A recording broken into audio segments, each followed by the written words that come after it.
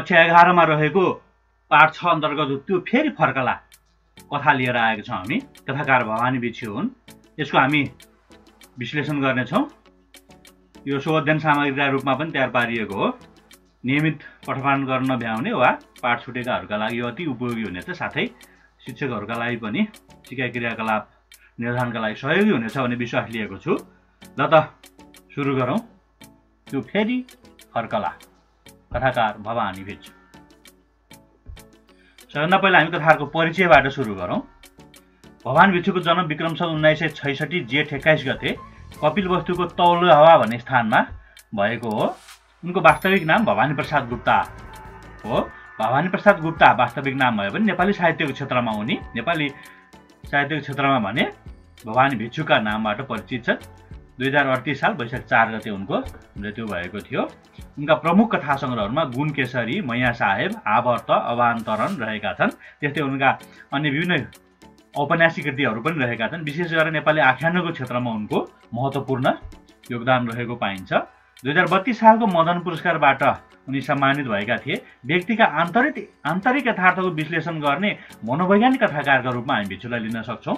यिनका कथाहरू प्रायः झिनो कथावस्तुमा, मसिनो कथावस्तुमा आधारित हुन्छन् र लामो आकारमा कथा लेख्ने गर्दछन्।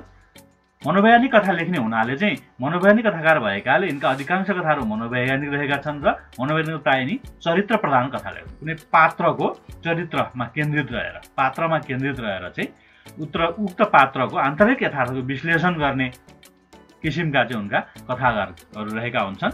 उनका कथाहरूमा चाहिँ तत्सम तथा आगन्तुक शब्दहरूको चाहिँ अत्याधिक प्रयोग गरिने भएकोले चाहिँ उनका कथाहरू चाहिँ प्रायः दुर्बोध्य र जटिल खालको पनि हुने, बुझ्न कठिन हुने खालका चाहिँ अधिकांश कथाहरू रहेका छन्।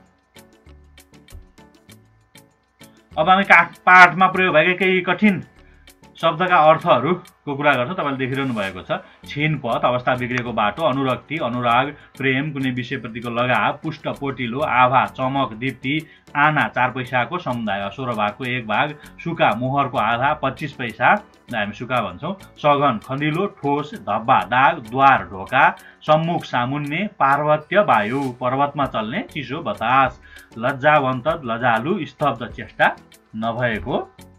त्यसै गरेर आर्द्र, चिसो, नरम, हठात, अचानक, प्रदीप्त, उद्दीप्त, प्रकाशयुक्त, उज्यालो भन्न खोजिएको हो।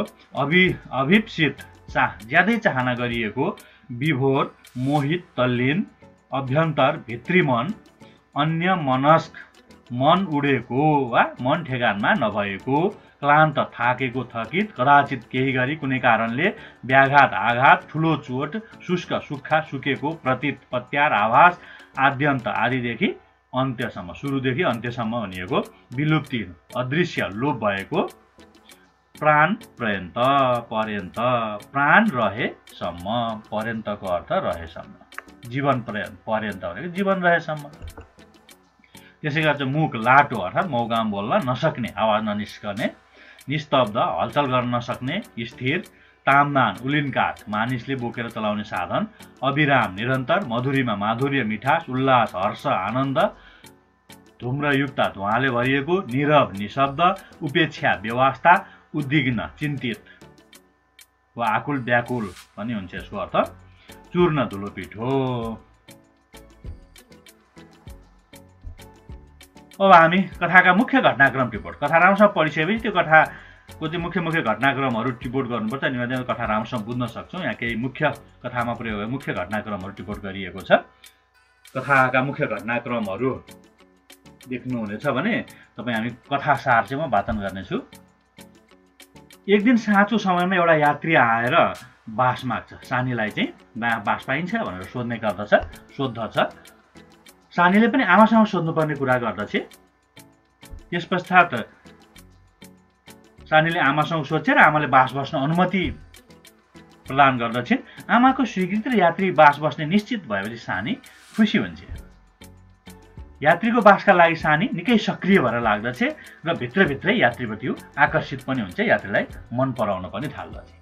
अनायास सानी यात्री सुतेको सबै कुराको बन्दोबस्त, यात्रीको बासको व्यवस्था भइसकेपछि, खानपान लगाएर सबैको व्यवस्था भएपछि चाहिँ यात्रीले केही गर्यो कि गरेन वा यात्रीले पकाउन जानेन होला भनेर चाहिँ ऊ चाहिँ ऊप्रति आकर्षित भइसकेको हुनाले चाहिँ ऊ अनायासै राति सानी यात्री सुतेको युवक सुतेको ठाउँमा पुग्छ। यात्री चाहिँ निश्चिन्त भएर सुतिरहेको देख्दछ। त्यसपछि यात्री सुतेको देखिसकेपछि सानी यात्रीका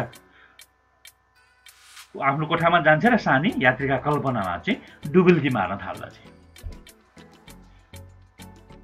बिहानी भएपछि यात्री 15 दिनपछि फेरि आउने भन्दै बिदा भएर जान्छ।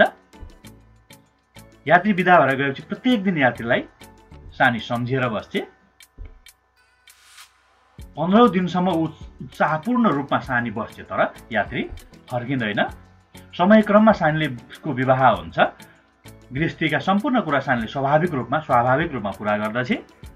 उसले यात्रीको प्रतीक्षा, दीर्घ प्रतीक्षा पनि उसमा रहिरहेको हुन्छ, तर त्यो यात्रीको प्रतीक्षाले उसको वैवाहिक जीवनमा कुनै पनि बाधा व्यवधान पुर्याउँदैन। उसले चाहिँ स्वाभाविक रूपमा आफ्नो गृहस्थी जीवन सञ्चालन गर्दछ। अब यात्रीको प्रतीक्षा पनि लामो समय भइसकेको हुन्छ र अनि त्यसै क्रममा चाहिँ सानीकी आमाको पनि स्वर्गीय हुन्छ अथवा मृत्यु हुन्छ। त्यसपछि सानी आमाकै पेसा अँगालेर चाहिँ त्यहीँ आएर बस्न थाल्छ र फेरि पनि ऊ यात्रीकै दीर्घ प्रतीक्षामा रहेकी हुन्छ। एक दिन अचानक यात्री आएर त्यहीँ आएर चाहिँ बास माग्दछ। सानीले प्राण पर्यन्तसम्म पर्खेको यात्रीले कुराकानीको क्रममा चाहिँ तिमी त बुढी भइसकी छेउ भन्ने कुरा गर्दछ।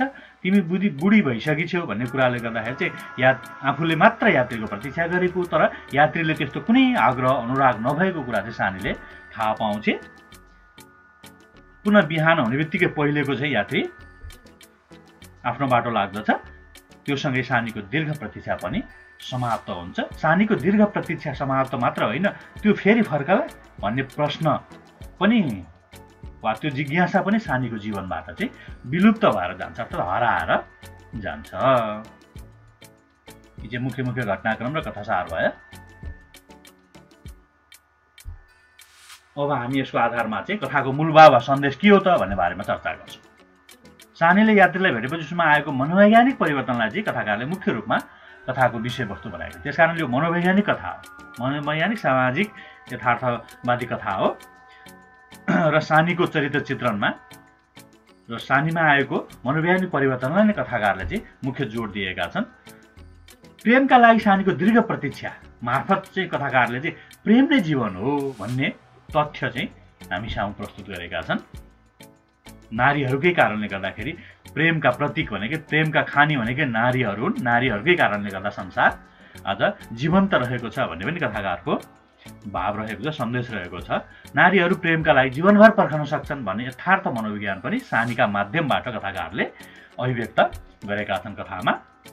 त्यस्तै कथाकारले चाहिँ तत्कालीन नेपाली समाजको सामाजिक अवस्था, आर्थिक अवस्था र प्राकृतिक सुन्दरताको समेत कथामा चाहिँ चित्रण गर्न भ्याएका छन्। सानो घटनाले निम्ति आएको सानीको दीर्घ प्रतीक्षा सानो घटनाले नै समाप्त पारिदिएको छ र चाहिँ त्यो दीर्घ प्रतीक्षा समाप्त भएको छ। यसरी चाहिँ सानीका माध्यमबाट सानीको मनोविज्ञानमा आएको परिवर्तनलाई चाहिँ मुख्य विषयवस्तु बनाएर चाहिँ प्रेम नै जीवन हो, नारीहरू प्रेमका लागि जीवनभर पर्खन सक्छन्, नारीहरू नै प्रेमका खानी हुन् भन्ने कुरालाई चाहिँ कथाकारले मूल रूपमा यस कथामा चाहिँ अभिव्यक्त गर्न खोजेका छन्। यो नै यस कथाको मूलभाव वा सन्देशका रूपमा रहेको छ। यी बुँदाहरूलाई आधार मानेर यस कथाको मूलभाव वा सन्देश तयार पार्न सकिन्छ। अब चाहिँ हामी पात्रहरू, यसमा चाहिँ सानी, सानीकी आमा, युवक अर्थात् यात्री, भरिया पात्रहरूको प्रयोग गरिएको भए पनि सानी चाहिँ एउटा केन्द्रीय चरित्रका रूपमा रहेकी छ, मुख्य पात्रका रूपमा रहेकी छ। उसैको मनोवैज्ञानिक विश्लेषणमा चाहिँ कथा केन्द्रित रहेको छ। युवकलाई भेटेपछि उसमा आएको मनोवैज्ञानिक परिवर्तनको कथामा चर्चा गरिएको छ। ऊ चाहिँ एउटा निम्नवर्गीय पात्र हो, स्त्री पात्र हो, सुन्दर छे, नवयुवती हो, आमा छोरी मात्रै त्यो घरमा रहेका छन्। उनीहरू भट्टी पसल चलाएर चाहिँ आफ्नो जीवन गुजारा गरिरहेको छन्। एउटा निम्नवर्गीय व्यक्ति हुन् भन्ने कुरा पनि जनाउँछ। भट्टी पसल गरेर जीवन निर्वाह गर्ने कुराले चाहिँ युवकलाई देखेपछि ऊ आकर्षित भएकी छ। नारीहरू प्रेममा जीवन पनि व्यतीत गर्न सक्छन् भन्ने कुरा सानीका माध्यमबाट चाहिँ प्रमाणित भएको छ। युवकको दीर्घ प्रतीक्षामा ऊ बसेकी छ। यसरी चाहिँ एउटा नवयुवतीदेखि लिएर चाहिँ एउटा वृद्ध अवस्थासम्मको चाहिँ मनोविज्ञान चाहिँ कथाकारले कथामा समेटेका छन्। अब चाहिँ हामी अभ्यास खण्डका केही क्रियाकलापहरू चाहिँ पुरा गर्छौँ। यहाँ चाहिँ शब्द भण्डारको छ सुरुमा 1 नम्बरमा चाहिँ दिएका शब्दहरूको विपरीत अर्थ जोडा मिलाउनुहोस् भनिएको छ। शब्द र अर्कोतिर विपरीत अर्थ भएको दिइएको छ। तपाईले छेउपट्टि बक्समा उत्तर देखिरहनु चाहिँ क्रमबद्ध रूपमा रहेका छन्। दिएका शब्दहरूको विपरीतार्थी शब्द, विपरीत अर्थ दिने शब्द। त्यसैगरी 2 नम्बरमा चाहिँ तपाईलाई बहुवैकल्पिक प्रश्न रहेको छ र एउटा शब्दमा चाहिँ गाढा गरिएको छ शब्द, त्यो गाढा शब्दको अर्थलाईमा चाहिँ चिनो लगाउनु छ। यसमा चाहिँ उत्तरहरू चाहिँ बक्समा दिएको छ। हेर्नु 2 को क को अ हुन्छ भने ख को इ हुन्छ, ग को अ हुन्छ भने घ को अ हुन्छ, ङ को इ हुन्छ र च को आ नम्बरको सही जवाफ हुन्छ। त्यो अनुसारको मिलाउनु होला। त्यसैगरी 3 नम्बरमा चाहिँ केही शब्दहरू दिएको छ र त्यसको चाहिँ पाठबाट पर्यायवाची शब्द खोजेर लेख्नुहोस् भनिएको छ। 4 नम्बरमा चाहिँ पाठमा रहेको जाने बखतमा देखि लिएर त्यो आएन सम्मको कथाको अंश पढेर कथांश पढी दिएका प्रश्नको उत्तर लेख्नुहोस् भनेर क मा ता प्रत्यय लागेका 4 वटा शब्द खोज्नुहोस् भनेको छ। ख मा 4 वटा उपसर्ग व्युत्पन्न शब्द पहिचान गरेर लेख्नुहोस् भनेको छ भने ग नम्बरमा चाहिँ यस अनुच्छेदमा प्रयुक्त 10 वटा तत्सम शब्दहरूको सूची बनाउनुहोस् भनेको छ। यो कथाको सबैभन्दा यो अनुच्छेद चाहिँ जुन अनुच्छेद पढेर यो उत्तरहरू क ख ग को उत्तर लेख्नुहुन्छ त्यो अनुच्छेद पाठमा प्रयोग गरेको सबैभन्दा लामो र ठुलो अनुच्छेद पनि हो। तपाईले 3 नम्बरको उत्तर देखिरहनु भएको छ बक्समा। त्यसै गरेर 4 नम्बरको क को, 4 नम्बरको ख को र 4 नम्बरको ग को उत्तर देखिरहनु भएको छ। अगाडि बढौँ हामी। 5 नम्बर शब्दकोशको सहायताले दिएका शब्दको अर्थ लेख्नुहोस् र वाक्यमा प्रयोग गर्नुहोस् भनेको छ। तपाईलाई यी अधिकांश शब्दहरू चाहिँ अगाडि हामीले शब्द कठिन शब्दको अर्थ कुरा गरेका थियौं, त्यसमा परेका छन्, त्यसबाट अर्थ लेख्नुहोस् र त्यो अर्थ स्पष्ट हुने गरी चाहिँ वाक्य निर्माण गर्नु होला। त्यो पर्यन्त शिक्षा जीवन पर्यन्त काम लाग्ने कुरा हो, यसरी बनाउन सकिन्छ हामीले। यसै गरेर अन्यको पनि बनाउनु होला। 5 नम्बर अब त्यसपछि चाहिँ बोध तथा अभिव्यक्ति खण्ड अन्तर्गतका आवश्यक 1 नम्बरमा त्यो फेरि फर्कला कथा पढी दिएका प्रश्नहरूको उत्तर दिनुहोस् भनेको छ। कथा कति अनुच्छेदमा संरचित छ भनेको छ। कथामा चाहिँ अनुच्छेद प्रष्टसँग छुट्याएर दिएको छ। कोही 1-2 वाक्यका अनुच्छेदहरू पनि रहेका छन्, त्यसलाई समेत अलग्गै अनुच्छेदका रूपमा गर्नुपर्ने हुन्छ। कथामा 1-2 वाक्यका अनुच्छेदहरू पनि रहन हुन्छन्। त्यसकारणले गर्दाखेरि चाहिँ गर्नु होला। लगभग 52 अनुच्छेदमा चाहिँ कथा संरचित रहेको छ। कथाको सबैभन्दा लामो अनुच्छेद कुन भन्दा हामीले अघिल्लो प्रश्नमा कुरा गरिसकेका छौं। कथाको कुन अनुच्छेदमा पुग्दा सानी र यात्रीको भेट भएको छ भने चाहिँ लगभग सुरुमा चाहिँ सानी र यात्रीको भेट भएको तेस्रो अनुच्छेदमा रहेको छ। अब कथामा संवादको प्रयोग नभएका अनुच्छेदहरू पाठमा कतिवटा छन् भनेर तपाईलाई 52 वटा अनुच्छेदमा चाहिँ कुन-कुनमा चाहिँ कुराकानी छ त, संवाद भनेको कुराकानी छलफल, कुराकानी कुन-कुनमा छ त, कुन-कुन अनुच्छेदमा छ त्यो गनेर छुट्याएर लेख्नु होला। त्यसैको 2 नम्बरमा चाहिँ बोध तथा अभिव्यक्ति खण्ड 2 नम्बर त्यो फेरि फर्कला कथापट्टि पढी दिएका घटनाक्रम मिलाई लेख्नुहोस् भनेर चाहिँ यहाँ घटना छ्यासमिस पारेर त हामीले घटनाक्रमको बारेमा अगाडि कुरा गरिसकेका छौँ। पहिला मिलाउनुस् र अगाडिको घटनाक्रमसँग दाँजेर हेर्नुस्, यसबाट सजिलै गर्न सकिन्छ। 3 नम्बरमा चाहिँ विचारधारा अर्कैतिर दिएको ओछ्यानमा लडीसम्मको कथांश पढी सोधेका प्रश्नको उत्तर दिनुहोस् भनेको छ। क ख ग घ 4 वटा छन्, त्यो चाहिँ 1-2 वाक्यमा उत्तर लेख्नुपर्ने हुन्छ। यसको अनुच्छेद पढेर आफ्नै किसिमले चाहिँ प्रश्न अनुसार 1-2 वाक्यमा उत्तर लेख्नु होला। 4 नम्बरमा चाहिँ दिएका कथांश पढी सोधेका प्रश्नको उत्तर लेख्नुहोस् भनेको छ। यहाँ चाहिँ यो क ख यी प्रश्न 2टा अ आ गरेर 2टा प्रश्न छ। यी 2टा प्रश्नहरूको चाहिँ तपाईले संक्षिप्त उत्तर लेख्नुपर्ने हुन्छ। 5-7 वाक्यको अनुच्छेद लेख्नुपर्ने हुन्छ कथाको अंश पढेर। त्यसै गरेर व्याख्या गर्नुहोस् भनेको छ। 5 को क मा समस्त जगतमा नारीकै महान ममता छरिन नगएको भए यो विशाल विश्व शुष्क रूप चाहिँ निर्जीव काठ मात्र रहन जान्थ्यो। विश्वभरि नै नारीको माया ममताकै कारणले गर्दाखेरि चाहिँ विश्व जस्तो भएको छ, विश्व जीवन्त भएको छ। नत्र भने चाहिँ विश्व नै एउटा मरुभूमि जस्तो हुन्थ्यो, सुक्खा रुख जस्तो हुन्थ्यो, निर्जीव काठ वा सुकेको काठ जस्तै हुन्थ्यो भन्ने कुरालाई चाहिँ क नम्बरमा गरिएको छ। त्यसैलाई चाहिँ कथासँग जोडेर तपाईले व्याख्या गर्नु होला। त्यसै खमा चाहिँ प्रेम जीवनको बाटो र उत्सर्ग त्यसको अन्तिम लक्ष्य हो। त्यस लक्ष्यसम्म पुगेपछि पाइन्छ आफ्नो अस्तित्वको विलुप्ति भनेको छ। प्रेम नै जीवन हो, जीवन नै प्रेम हो भनेर यहाँ प्रेमको महत्त्वलाई दर्शाइएको छ। यो नारी मार्फतबाट प्रकट गरिएको छ र प्रेमको त्यो बाटोमा चाहिँ उत्सर्गमा पुग्ने कामलाई चाहिँ अन्तिम लक्ष्य वा गन्तव्यका रूपमा लिइएको छ र त्यो गन्तव्यमा पुगेपछि चाहिँ आफ्नो अस्तित्वको समाप्ति हुने कुरालाई चाहिँ यहाँ दोस्रो ख नम्बरमा चाहिँ गरिएको छ। त्यसरी व्याख्या गर्नु होला। अब त्यसै 7 नम्बरको चाहिँ उत्तर दिनुहोस्। क नम्बरमा चाहिँ दिएका सन्दर्भका आधारमा सानीको चरित्र चित्रण गर्नुहोस्। कथागत भूमिका, पारिवारिक स्थिति, शारीरिक स्थिति, मानसिक स्थिति, आर्थिक स्थिति भनेर रहेको छ। यो चाहिँ हामीले अघि सानीको चरित्रका केही मुख्य बुँदाहरू अगाडि पनि कुरा गरेका छौँ।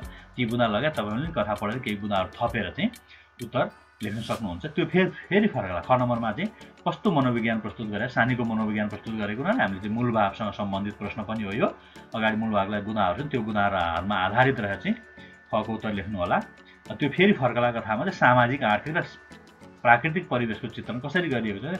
सामाजिक, तत्कालीन नेपाली समाजको सामाजिक अवस्थाको बारेमा चर्चा गरिएको छ, त्यसको बारेमा उल्लेख गर्नु होला। आर्थिक अवस्थाको बारेमा, त्यस्तै गरेर प्राकृतिक परिवेशको बारेमा कथामा जुन चित्रण गरिएको छ त्यही कुरालाई यहाँ विश्लेषण गर्नुहुन्छ। त्यो फेरि फर्कला कथाको शीर्षक सार्थकता पुष्टि गर्नुहोस्। हामीले कथा सारका क्रममा पनि उल्लेख गरेका छौँ। अन्तिममा गएपछि कान्छीको, सानीको जीवनबाट चाहिँ त्यो फेरि फर्कला भन्ने प्रश्न पनि विलुप्ति भएर जान्छ। त्यस कारणले जीवनभरि त्यो युवक फर्कला कि भन्ने आशामा बसेकी सानी र कथा पनि त्यसैको सेरफेरमा रुमल्लिएको हुनाले चाहिँ यसको शीर्षक सार्थक छ भन्नुपर्ने हुन्छ।